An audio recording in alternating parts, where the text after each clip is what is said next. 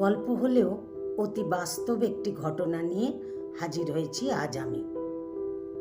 বাবা মায়েরা সচেতন হন, সন্তানের সাথে বন্ধুর মতো মিশুন, তাদের সমস্যাগুলো বোঝার চেষ্টা করুন, ভালোবেসে তাদের পাশে থাকুন, যাতে কোনো অতিরিক্ত শাসন ও সন্দেহে কোনো নিষ্পাপ প্রাণ অকালে ঝরে না যায়।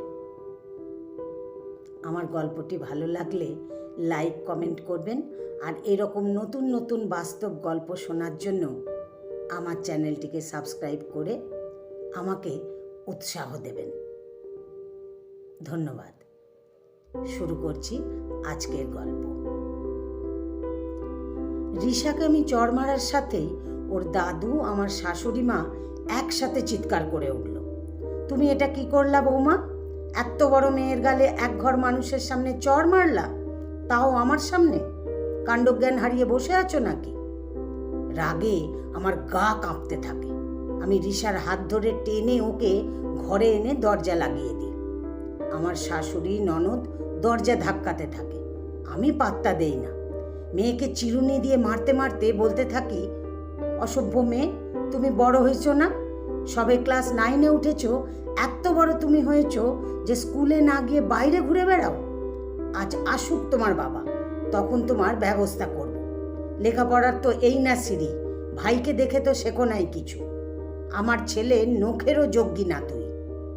আমাদের মান সম্মান ডোবানোর জন্য উঠে পড়ে লেগেছিস। রিশা কাঁদতে থাকে। আমি ওকে রেখে বের হয়ে আসি।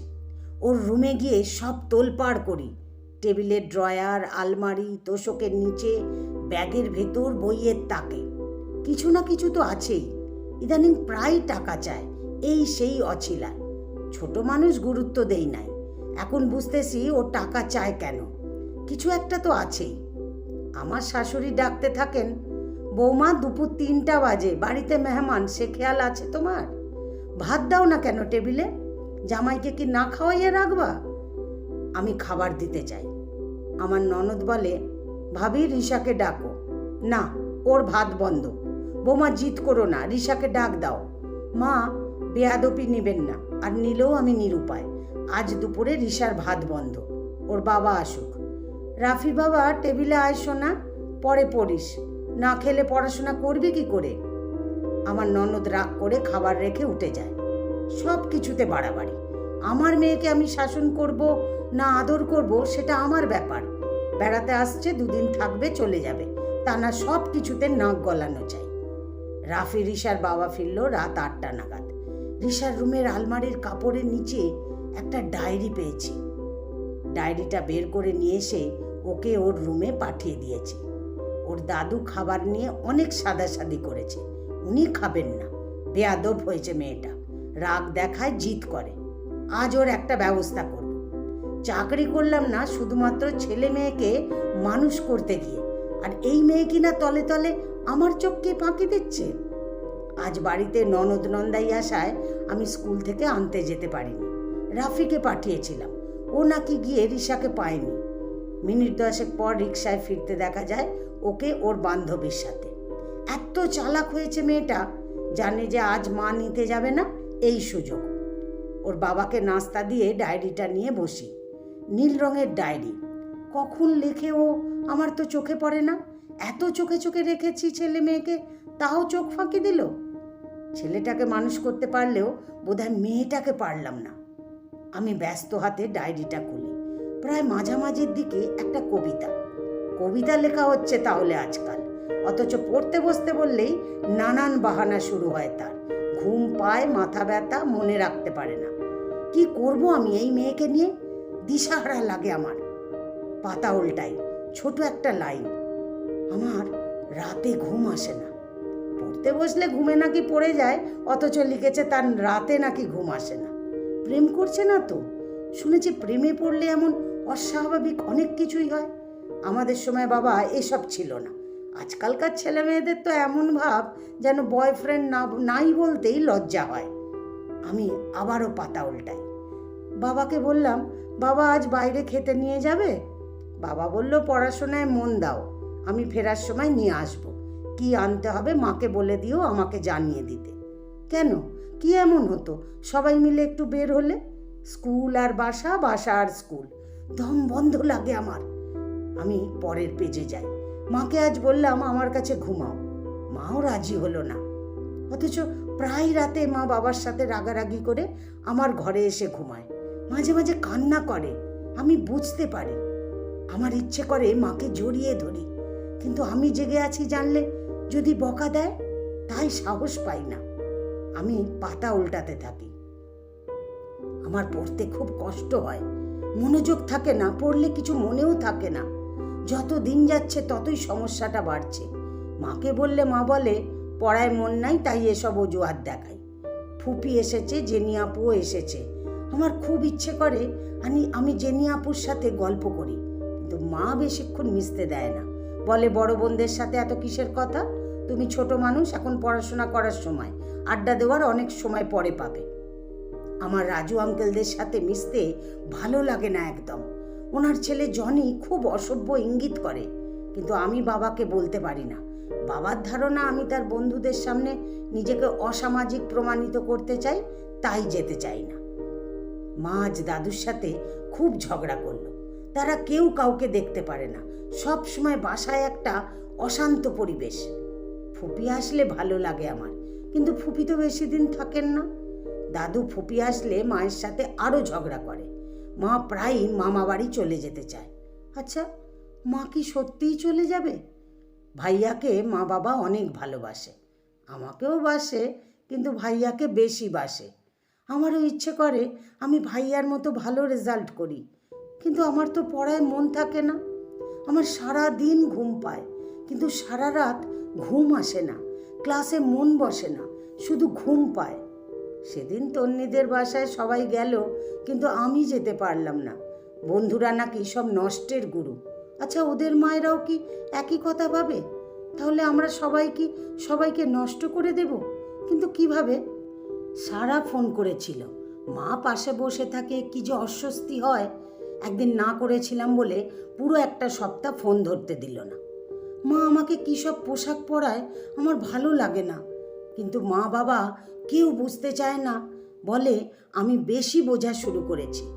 আচ্ছা, আমি কবে আমার পছন্দের পোশাকগুলো পরতে পারবো? আমার কবিতা লিখতে ভালো লাগে, মাঝে মাঝে চুরি করে লিখি, যেন মা দেখে না ফেলে। কিন্তু আমার খুব ইচ্ছে করে আমি বাবা, মা, দাদু, ফুপি সবাইকে দেখাই, কিন্তু সাহস হয় না। ফিজিক্স আমার একদম ভালো লাগে না। আর সেদিন নম্বর কম পাওয়ায় মা যখন চৈতির সামনে চড় মারল, সেদিন থেকে বইটা দেখলেই আমার টুকরা টুকরা করে ফেলতে ইচ্ছে করে। আমার এ বাড়িতে একদম ভালো লাগে না, আমাকে কেউ বোঝে না, কেউ না। মাঝে মাঝে মন চায় দূরে কোথাও চলে যাই, কিন্তু কোথায় যাব? ক্লাসে যেতে ইচ্ছে করে না একটু। ইস, আমি যদি সকাল 10টা পর্যন্ত ঘুমাতে পারতাম, যদি চাইলেই বস্তা বস্তা কবিতা লিখতে পারতাম, যদি বন্ধুদের সাথে প্রিয় সিরিয়ালগুলো দেখতে পারতাম। বাবা আজ ভাইয়াকে ল্যাপটপ কিনে দিয়েছে। আমি বলেছিলাম আমাকে একটা মোবাইল কিনে দিতে, সিম লাগবে না, শুধু একটু গান শুনবো, গেম খেলবো। বাবা রাজি হলো না, বলল সময় হলে দিবে, রেজাল্ট ভালো হলে দিবে। কিন্তু আমি জানি দিবে না, কারণ আমার রেজাল্ট ভাইয়ার মতো ভালো হবে না। আমার ভীষণ অস্থির লাগে, কিচ্ছু ভালো লাগে না। আজ ক্লাস থেকে বের হয়ে পুরো 1 ঘন্টা লাইব্রেরিতে বসেছিলাম। আমার ক্লাস করতে অসহ্য লাগে, আমার খুব কান্না পায়, খুব। আজ চৈতি বলল আমি নাকি ডিপ্রেশনে পড়েছি, ওর এক কাজিনেরও এমন হতো। ডাক্তার দেখিয়েছিল, আমাকে নিয়ে যাবে ডাক্তারের কাছে। সুস্থ হয়ে গেলে নাকি আমার আবার সব ভালো লাগবে, স্কুল, বন্ধু, পড়াশোনা, বাসা, সব। মাকে মিথ্যে কথা বলে কাল টাকা নিয়েছি, সন্দেহ করলেও টাকা দিয়েছে। আগামী পরশু ফুপ্পি আসবে, স্কুল থেকে আনতে যাবে না মা, চৈতিকে নিয়ে ডাক্তারের কাছে যাব। খুব ভয় করছে। ইস, মা যদি নিয়ে যেত আমাকে।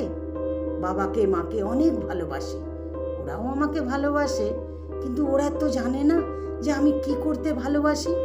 ওরা শুধু জানে ওরা কি ভালোবাসে, ওরা আমাকে দিয়ে সেটাই করাতে চায়, ওরা যেটা ভালোবাসে। আমি তো আজকাল ভুলেই যাই যে আমি কি ভালোবাসি। আচ্ছা, আমি যদি সবাইকে ছেড়ে দূরে কোথাও চলে যাই, তাহলে কি মা, বাবা, দাদু, ভাইয়া কষ্ট পাবে? ওরা কি কাঁদবে আমার জন্য? বাবার ড্রয়ার থেকে একটা ব্লেড নিয়েছি, জ্যামিতি বক্সের ভেতর লুকিয়ে রেখেছি। এরপর যদি কোনোদিন আমার গায়ে হাত তুলে না, আমি কিছু একটা করব, অবশ্যই করব। আমি আর পড়তে পারি না। চোখের পানিতে ডায়েরির পাতাগুলো ভিজে যেতে থাকে। বনি ঘরে ঢুকে অবাক হয়ে তাকিয়ে থাকে। আমি ডায়েরিটা ওর হাতে দিয়ে রিসার ঘরে যাই। অন্ধকার ঘরে রিসা ঘুমোচ্ছে। আমি ওকে জড়িয়ে ধরে শুই। হয়তোবা অনেক দেরি করে ফেলেছি। তা বলে কি একেবারেই দেরি হয়ে গেল রে মা? রিসা আমাকে শক্ত করে জড়িয়ে ধরে।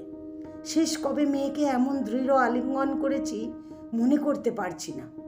তবে মাতৃত্বকে অনুভব করতে পারছি, যে মাতৃত্ব শুধু সন্তানের সুখ ছাড়া কিছুই বোঝে না। নিজের সন্তানকে অবচেতন মনে দূরে সরিয়ে দিয়েছি কখন বুঝতেই পারিনি। না হলো মেয়েটা আমার সবার সেরা, না হলো সভ্য শান্ত, হলো না হয় একটু দুরন্ত, থাকলো না হয় একটু পিছিয়ে। তাতে কি খুব ক্ষতি হবে? বাঁচার মতো করে না বেঁচে প্রতিদিন একটু একটু করে শেষ হয়ে যাওয়া থেকে কি হেসে খেলে কৈশোরটা ওকে কাটাতে দেওয়াটা কি আমার খুব অন্যায় হবে? রিসা আমার কানের কাছে ফিসফিসিয়ে বলে ওঠে, মা তুমি কি ভয় পেয়েছিলে? আমার না তোমাদেরকে ছেড়ে কোথাও যেতে ইচ্ছে করে না। কষ্ট হয় মা, তোমার জন্য, তোমাদের সবার জন্য। আমার বুকটা কেঁপে ওঠে।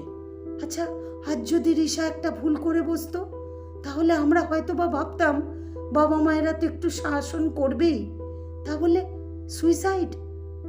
অথচ আমি কিনা নিজের অজান্তেই এ কি করছি? বাবা মা হয়ে সন্তানকে শেষ করে দিচ্ছি। রিসার মতো এমন হাজারো স্বেচ্ছায় হারিয়ে যাওয়া প্রাণগুলোর ভেতরের গল্প আমাদের অজানাই রয়ে যায়। আমরা সুইসাইডটাই জানি, সত্যটাকে জানি না, জানতে চাইও না। যে জীবন স্বেচ্ছায় গিয়েছে তাকে জেনে কি লাভ? এভাবেই লুকিয়ে থাকা ছোট ছোট হতাশা থেকে প্রতিনিয়ত তৈরি হয় নিত্য নতুন হারিয়ে যাবার সংবাদ। আর আমরা মেতে উঠি সেই ভুল করা মানুষটার ভুলগুলা ধরার কাজে। আমি মেয়ের কপালে চুলগুলা সরিয়ে পরম আদরে চুমু খাই। না, ভুল বললাম, মেয়ের কপালে না, চুমু খাই আমি আমার সন্তানের কপালে। লেখা তারানা তাবাসসুম।